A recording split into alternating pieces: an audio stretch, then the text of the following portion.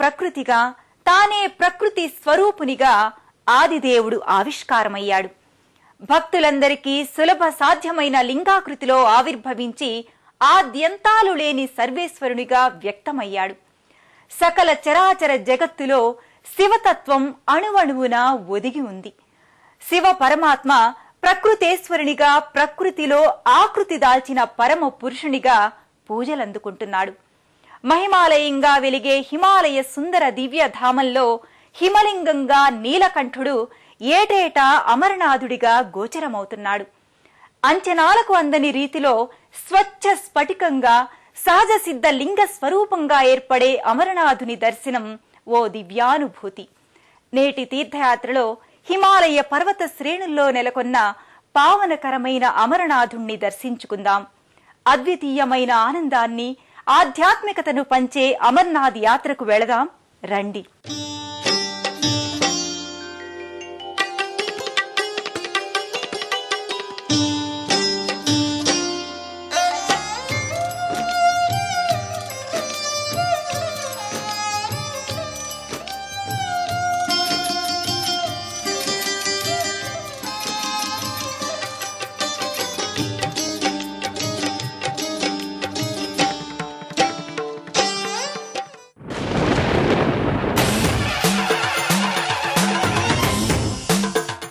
అమరత్వ లబ్ధి, అమృతత్వ సిద్ధి చేకూర్చే విశ్వేశ్వరుడు ప్రళయకాలంలో లింగస్వరూపునిగా అవతరించాడని పురాణాలు చెబుతున్నాయి. అమరనాథుడు ఓ గుహలో సమున్నతమైన మంచులింగ రూపంలో ఏర్పడి తన లీలా వైభవాన్ని ప్రకటిస్తున్నాడు. ఏటేటా భక్తులకు దర్శన భాగ్యాన్ని అనుగ్రహిస్తూ కమనీయ అనుభూతిని కలిగిస్తున్నాడు. ఎన్నో వ్యయ ప్రయాసలతో కూడిన అమర్నాథ్ యాత్ర భక్తులకు అమరనాథుని దర్శనంతో తమ భారాల్ని, ప్రయాసల్ని మరపించేలా చేస్తుంది. సకల సృష్టి శివాంశతో నిండి ఉంది. శివతత్వం మహాసాగరాన్ని మించినంతటి సువిశాలమైనది. హిమశిఖరం కన్నా సమున్నతమైనది. పరమశివుడు ఆదిదేవుడు, అనాదిదేవుడు. మూడో కంటితో మన్మధుణ్ణి భస్మం చేసిన ఆ మహాదేవుడు మంచు కొండల మధ్య చల్లగా కొలువుదీరిన గుహాలయమే అమర్నాథ్ సన్నిధానం. పరమానందం కలిగించే స్వరూపం గల పరమేశ్వరుడు నడయాడిన ప్రదేశాన్ని చూడాలని, ఆ నేలను స్పృశించాలని, ఆ కొండకోనల అందాలను తనివితీరా తిలకించాలని అందరూ భావిస్తారు. ఆ భావనకు సాకార రూపమే అమర్నాథ్ యాత్ర.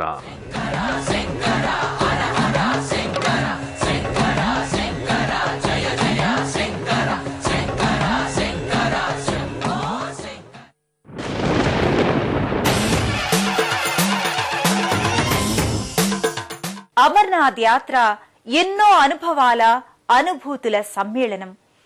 జమ్మూ కాశ్మీర్లోని శ్రీనగర్ కు 141 కిలోమీటర్ల దూరంలోని పెహల్గాం నుంచి ఈ యాత్ర ప్రారంభమవుతుంది. పెహల్గాంలో అమర్నాథ్ యాత్రికులకు బేస్ క్యాంప్ ఉంటుంది. అలాగే నున్వాన్లో కూడా బేస్ క్యాంపుల్ని నిర్వహిస్తారు. ఈ శిబిరాల నుండి భక్తులు యాత్ర కోసం బృందాలుగా అమరనాథుడి దర్శనం కోసం తరలి వెళతారు. అమర్నాథ్ యాత్ర ఎన్నో అనుభవాలు, మరెన్నో విశేషాంశాల సమ్మిశ్రితం.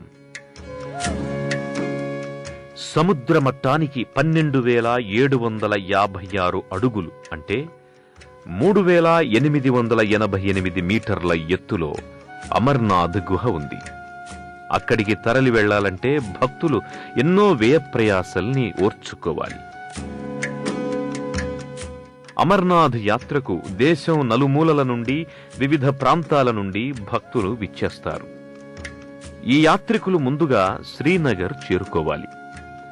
అక్కడ్నుంచి పెహల్గాంకి వెళ్లాలి. శ్రీనగర్ లేదా జమ్మూ నుండి రోడ్డు మార్గం ద్వారా పెహల్గాంకి చేరుకోవచ్చు.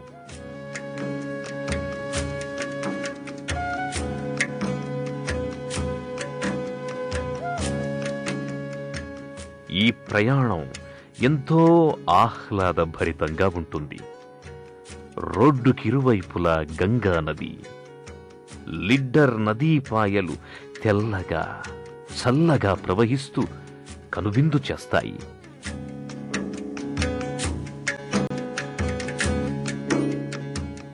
అమర్నాథ్ గుహకు ఉత్తరంగా ఉన్న మార్గం ద్వారా అంటే బల్టాల్ నుంచి కూడా యాత్రికులు ప్రయాణం చేయవచ్చు.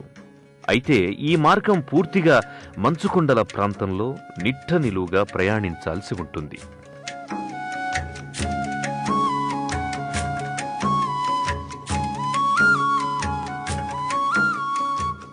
డోమియల్, బరారి, సంగం మీదుగా ఈ యాత్ర కొనసాగుతుంది. అయితే ఈ మార్గంలో ప్రయాణం ఒకంత సాహసంతో కూడుకున్నది.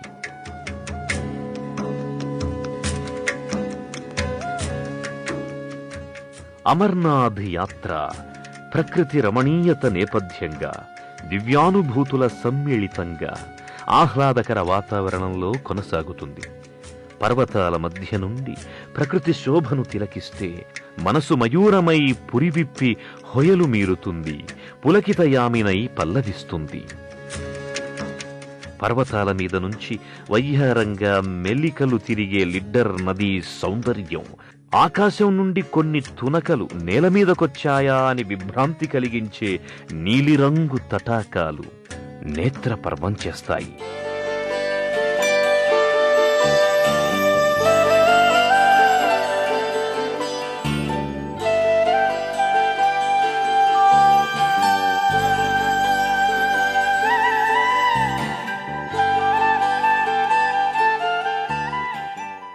పెహల్గాం నుంచి 48 కిలోమీటర్ల దూరంలో సముద్ర మట్టానికి 3888 మీటర్ల ఎత్తులో అమరనాథుడి కొలువుదీరిన గుహ నెలకొని ఉంటుంది. భక్తులందరి లక్ష్యం ఒక్కటే, ఆలోచన ఒక్కటే, అంతరంగం ఒక్కటే. ఎన్ని ఇడుములు ఇక్కట్లు ఎదురైనా అమరనాథుణ్ణి దర్శించటమే వారి గమ్యం. ఆ గమ్యస్థానం కోసం భక్తులు వడివడిగా ముందుకు సాగిపోతారు. సాధారణంగా జూలై, ఆగస్టు మాసాలలో ఈ యాత్ర ఉంటుంది. దాదాపు 45 రోజులు ఈ యాత్రకు వ్యవధి ఉంటుంది. అధిక సంఖ్యాకులు పెహల్గాం నుండి చందన్వారీ మీదుగానే అమర్నాథ్ యాత్రను చేపడతారు.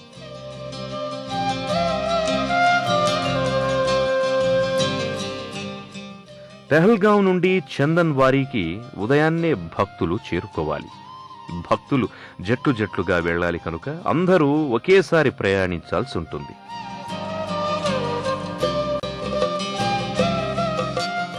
డ్రై ఫ్రూట్స్, ఇతర తినుబండారాలు, చలి నుంచి కాపాడే వస్త్రాల్ని కొనుగోలు చేసుకుని యాత్రికులు ఇక్కడి నుండి బయలుదేరతారు.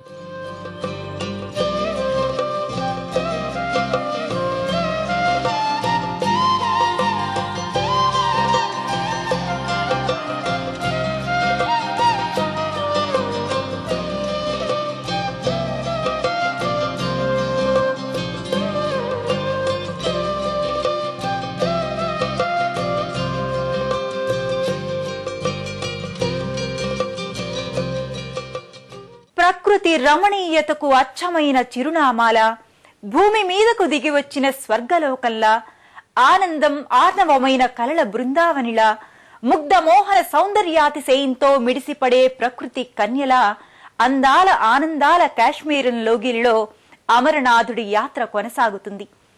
ఈ యాత్రలో చందన్వాడీ నుంచి అమర్నాథ్ వరకు సాగే ప్రయాణం ఎంతో కీలకమైనది. చందన్వారీ చేరుకున్నాక ప్రయాణం మరింత ఆసక్తికరంగా ఉంటుంది. ఇక్కడ్నుంచి గుర్రాలపై ప్రయాణించాలి. గుర్రాలపై వడివడిగా సాగే ఈ యాత్ర ఓ కమనీయ అనుభూతిని కలిగిస్తుంది. గుర్రాలపై చందన్వారీ నుంచి భక్తుల ప్రయాణం నెమ్మదిగా కొనసాగుతుంది.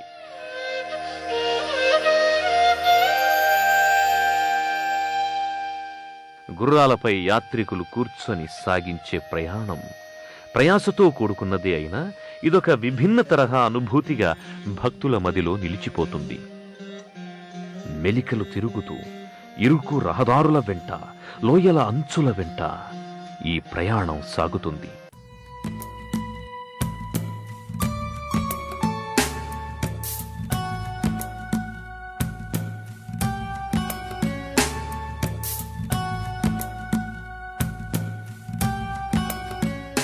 చందన్వారిలోనే చెడి ముబారక్ అనే ప్రదేశం నుండి కర్రను చేత్తో పట్టుకుని ముందుకు సాగాల్సి వస్తుంది. బృందాలుగా భక్తులు కాలినడకన కూడా అమర్నాథ్ వైపు వడివడిగా ముందుకు సాగుతారు. భక్తులందరిది ఒకటే ఆకాంక్ష, ఒకటే ఆశయం, ఒకటే దీక్ష. అదే అమరనాథుడి దివ్యమంగళ దర్శనం. ఆ దర్శనం కోసం ఎన్ని ప్రయాసలనైనా ఆనందంగా ఆస్వాదిస్తారు. జై బోలో భవానీ శంకర్ భగవాన్ కి జై. జై బోలో అమర్నాథ్ జీ కి జై. హర హర మహాదేవ్, శంభో శంకర పరమశివ అనే జయ జయ ధ్వానాలు చేస్తూ భక్తులు భక్తి ఆనందాలతో కూడిన చైతన్యంతో తమ ప్రయాణాన్ని సాగిస్తారు.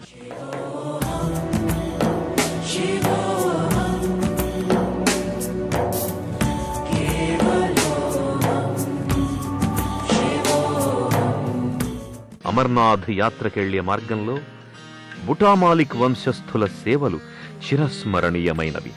గుడారాలు ఏర్పాటు చేసి ఎముకలు కొరికే చలిలో వేడివేడి తేనీరు వంటకాలను అందించే ఈ వంశీకుల సేవలు నిరుపమానమైనవి.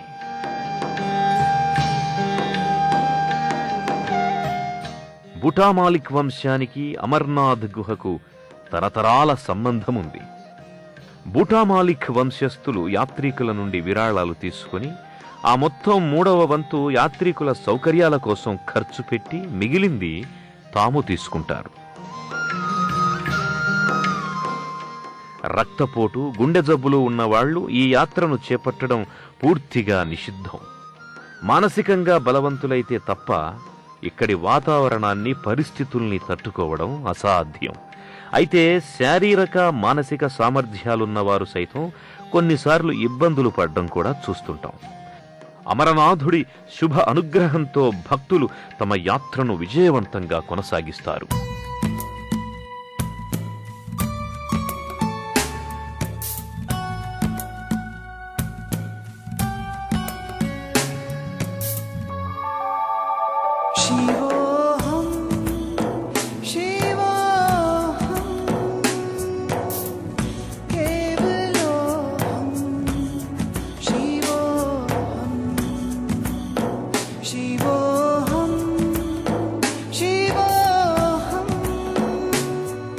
కేవలం 3.5 అడుగుల వెడల్పు మాత్రమే ఉండే దారిలో గుర్రాలపై కాలినడకన సాగే ఈ ప్రయాణం పిస్సూటాప్, జోజిబాల్, నాగకోట ప్రదేశాల మీదుగా కొనసాగుతుంది. భక్తుల కోసం హెలికాప్టర్ సర్వీస్ కూడా అందుబాటులో ఉంది. బేస్ క్యాంపు నుండి పంచతరణ వరకు ఈ సదుపాయం ఉంది. ఇక్కడి నుండి అమర్నాథ్ గుహ 6 కిలోమీటర్ల దూరం ఉంటుంది. చందన్వారి నుండి 11 కిలోమీటర్ల దూరం ప్రయాణం చేశాక శేష్నాగ్ అనే ప్రాంతం వస్తుంది. 5 పర్వతాలు నాగుపాము పడగల్లా దర్శనమిస్తాయి. క్రింద నీలిరంగు తటాకముంటుంది. ఈ సరస్సులో శివునికి హారమైన వాసుకి నిద్రిస్తుందని నమ్మకం. శేష్నాగ్ ప్రాంతంలో యాత్రికులు బస చేస్తారు.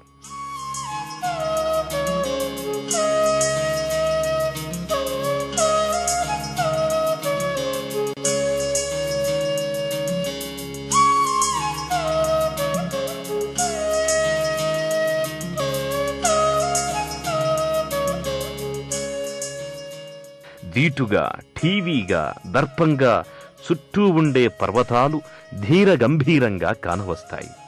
అక్కడి ప్రకృతిని చూస్తే శివయ్య, ఏమి నీ చమత్కారమయ్యా! ప్రకృతిలోని వైరుధ్యాల్ని ఒకే చోట చూపే నీ సృష్టి రచన ఎంతటి విశేషమయ్యా అని అనిపించక మానదు. అమరనాథుడు నెలకొన్న గుహలో శివుడు పార్వతికి సృష్టి రహస్యాన్ని వెల్లడించాడని ప్రతీతి. ఈ నేపథ్యంలో పరమేశ్వరుడు తన పరివారాన్ని ఒక్కో ప్రదేశంలో వదిలి వెళ్లాడని చెబుతారు. ఆ ప్రదేశాలన్నీ నేటికి భక్తులు సందర్శించి ఈ యాత్రను పరిపూర్ణం చేసుకుంటారు. అమరనాథుడు కొలువుదీరిన ఈ మంచు సీమలో అడుగడుగునా శివతత్వం ప్రతిఫలిస్తుంది. పురాణ ప్రసిద్ధమైన ఈ ప్రదేశం శివలీలా వైభవానికి ప్రతీక. ఓ సందర్భంలో సృష్టి రహస్యాన్ని వివరించమని శివుణ్ణి అడిగింది పార్వతి. ఈ అమరమైన రహస్యాన్ని ఏ ప్రాణికి వినిపించని ప్రదేశంలో ఏకాంతంగా చెబుతానన్నాడు శివుడు. ఆ ప్రదేశానికి తరలి వెళ్లే క్రమంలో శివుడు నందీశ్వరుణ్ణి పెహల్గాం దగ్గర వదిలి వెళ్తాడు. చందన్వారి దగ్గర తన శిరస్సును ధరించిన చంద్రుణ్ణి వదిలేశాడు. శేష్నాగ్ వద్ద తన హారమైన వాసుకిని వదిలాడు. మహాగణేశ పర్వతం దగ్గర గణపతిని వదిలాడు. పంచతరణి దగ్గర పంచభూతాలైన భూమి, నీరు, గాలి, నిప్పు, ఆకాశాన్ని వదిలేశాడు. ఆ తరువాత తన భార్య పార్వతితో కలిసి పరమేశ్వరుడు లాస్య నర్తనాన్ని, ఆనంద తాండవాన్ని చేశాడు. ఆ తరువాత గౌరితో గుహలోనికి ప్రవేశించాడు. శంకరుడు ఉమాదేవికి సృష్టి మర్మాన్ని చెబుతుండగా ఆ గుహపై ఉన్న పావురాల జంట ఆ వివరాల్ని విన్నాయని కథనం. సృష్టి మర్మాన్ని తెలుసుకున్న ఆ కపోతాల జంట మృత్యురాహిత్యాన్ని పొంది ఇప్పటికీ ఆ అమర్నాథ్ గ్రహ ప్రాంతంలో సంచరిస్తుంటాయని భావిస్తారు.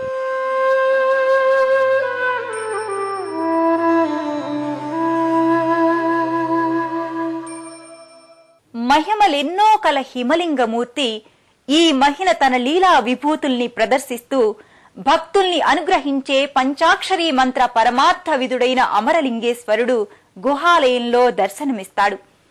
చంద్రుని వృద్ధి క్షయాల్ని అనుసరిస్తూ ఈ హిమలింగం పెరుగుతూ తరుగుతూ ఉండడం శివలీలా వైభవానికి మరో ఉదాహరణం. ఆ హిమలింగ దర్శనం ఇహపర సౌఖ్యదాయకం, సకల సన్మంగళాకారకం.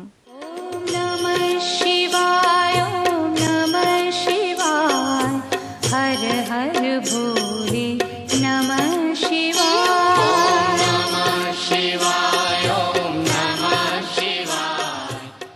మహిమాలయం హిమాలయంలో మహిమగల మహాదేవుడు మంచులింగంగా, స్వచ్ఛ స్ఫటికంగా, ధవళకాంతుల్ని విరజిమ్మే కైలాసవాసునిగా, అమరలింగేశ్వరునిగా, అమరనాథునిగా భక్తులకు దర్శన భాగ్యాననుగ్రహిస్తున్నాడు. ఈ హిమలింగాన్ని తిలకించగానే భక్తులు పులకాంకితులవుతారు. తమ ప్రయాసలన్నీ మరచిపోతారు. ఓం నమః శివాయ నామ ఉచ్చారణలతో, జై అమర్నాథ్ భగవానికి అనే నామస్మరణలతో, గంటల గణగణ సవ్వడులతో అమరనాథుణ్ణి భక్తులు దర్శించుకుంటారు. గుహ అంతా మంచు పరచుకొని ఓ వేదికలా ఉంటుంది. అమరనాథుడు అనాది దేవుడు, యుగాల తరబడి పూజలందుకుంటున్న మహాదేవుడు.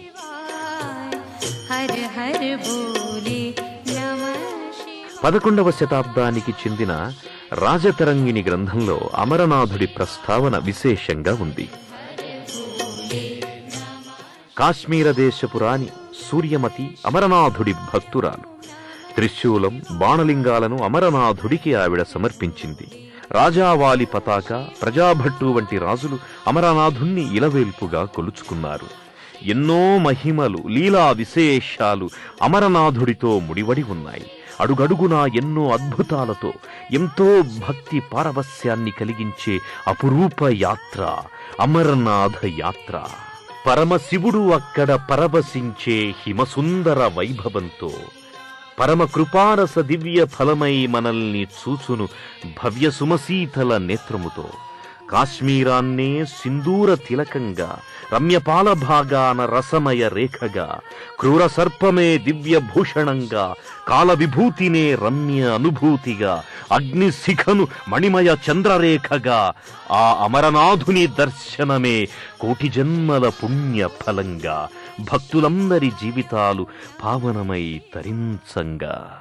ఏ ప్రాంతం వారైనా దేశ రాజధాని న్యూఢిల్లీకి చేరుకుని అక్కడి నుంచి చండీఘర్ మీదుగా శ్రీనగర్కి, అక్కడి నుంచి పెహల్గాంకి చేరుకుని అక్కడి నుంచి అమర్నాథ్ యాత్ర కమిటీ వారి సూచనల ప్రకారం కాలినడక, గుర్రపు స్వారీ, మోత పల్లకిల ద్వారా మంచులింగ ప్రదేశానికి అమర్నాథ్ దర్శనానికి చేరుకోవచ్చు.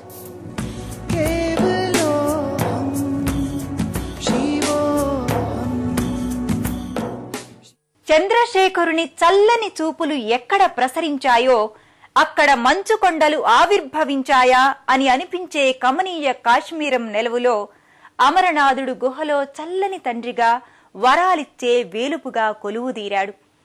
అమరనాథుణ్ణి దర్శించుకోగానే భక్తులు పరమానంద భరితులవుతారు. తమ ప్రయాసలన్నీ మరిచి ప్రమోదాన్ని, ప్రహ్లాదాన్ని పొందుతారు. మహిమగల హిమలింగ రూప అమరనాథుడికి ప్రణతులు సమర్పిస్తూ మరో క్షేత్రంతో తీర్థయాత్ర కార్యక్రమంలో కలుసుకుందాం. అంతవరకు సెలవు మరి. నమస్కారం.